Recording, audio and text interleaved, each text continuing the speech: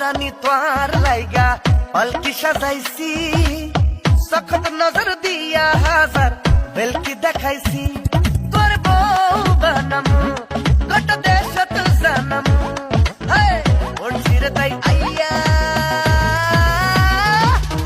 মানুষের মন যদি খারাপ থাকে সেই ক্ষেত্রে সে যদি ঘুরতে গেলে তার মনটা কিন্তু এমনিতেই ভালো হয়ে যাবে, এবং এরকম যদি তার পরিবেশটা থাকে সেই পরিবেশে যদি বসে থাকা যায় মন অটোমেটিকলি ভালো হয়ে যাবে।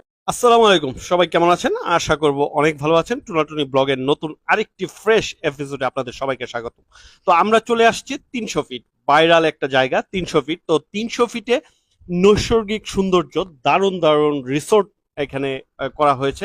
তো বিকেলের সময়টা যদি আপনারা উপভোগ করতে চান, এখানে কিন্তু ছবি তোলা, ভিডিও করা, এছাড়া আপনারা যদি মাছের বারবিকিউ বা অন্যান্য আইটেমের বিভিন্ন ধরনের ফাস্ট ফুড আইটেম আপনারা এখানে আছে, আপনারা আসলেই আপনাদের মন ভালো হয়ে যাবে। তো আমরা দুইটা রেস্টুরেন্টে ঢুকলাম। তো দেখেন, আপনারা দেখেই বুঝতে পারতেছেন এখানের যে পরিবেশটা, গ্রামীণ পরিবেশ, ঢাকা শহরের ভিতরে এরকম একটা পরিবেশ পাওয়াটাই সত্যিকার অর্থে অনেক কঠিন একটা ব্যাপার। তারপরে দেখা গেছে যে এখানে এমন ভাবে সাজানো হয়েছে যেটা আপনারা এই ভিডিওতে কতটুকু দেখতেছেন জানি না, কতটুকু ভালো লাগবে, কিন্তু আপনারা যখন সরাসরি আসবেন এখানে সৌন্দর্য দেখে আপনারা নিজেরাই ভুলে যাবেন। তবে অবশ্যই আপনারা বিকেল বেলা আসবেন, বিকেল এবং রাত দুইটা ভিউ যদি আপনারা নিতে পারেন আমি মনে করি আপনাদের অনেক ভালো লাগবে। যারা ছবি তুলতে পছন্দ করেন, যারা ব্লগ করেন তারা তো অবশ্যই আসবেন, কিন্তু যারা ছবি তুলতে পছন্দ করেন তারাও আসবেন। দেখেন, আমরা আরেকটা রেস্টুরেন্টে আসলাম, ওইখানে জাস্ট আমরা কফি খেলাম, কফিকে এখানে আসলাম, এখানে এসে আমরা খাওয়া দাওয়া করবো। আমরা যেহেতু আজকে অনেক জায়গায় ঘোরাফেরা করেছি, আমরা একটু ক্ষুধার্থ, তাই খাবো। তো এই রেস্টুরেন্টে কিন্তু দেখতেও অনেক ভালো লাগতেছে। আগের যে রেস্টুরেন্টটা ছিল ওটা এক ধরনের ভাইব ছিল, এই রেস্টুরেন্টটা অন্য ধরনের ভাইব। আমরা আসার পূর্বেই দেখা গেছে যে এই ঝর্ণাটা চালু করেছে, এবং সন্ধ্যার আগে আগে একেবারে লাইটিং করা হয়েছে, এবং দেখতেও অসাধারণ লাগতেছে। আমার কাছে খুব ভালো লাগতেছে। আপনাদেরও এই রেস্টুরেন্টটি কেমন লাগতেছে অবশ্যই কমেন্ট করে জানাবেন।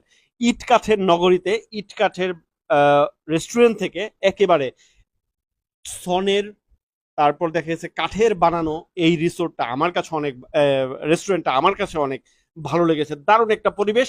ছবি তুলতাম আমরা টুনাটুনি একসাথে অনেকক্ষণ ছবি তুললাম, গল্প করলাম, কথা বললাম, এবং খাবারের মেনু দেখে দুলনাতে বসে বসে দুল খাচ্ছি, এবং খাবারের মেনু দেখে অর্ডার দিয়ে ফেললাম। তো আমরা জাস্ট খাবার খেয়ে উপর থেকে নিচে নেমে আসলাম, এবং নেমে এসে আবারও একটু দুলনাতে বসে দুল খাবো, এরপর চা খেয়ে এখান থেকে বের হয়ে যাব।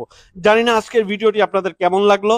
যদি ভালো লাগে অবশ্যই আপনারা 300 ফিট চলে আসবেন, এবং 300 ফিটে অনেক ধরনের, তবে আমি সবসময় আপনাদেরকে বলবো যে বিকেল বেলা আসবেন।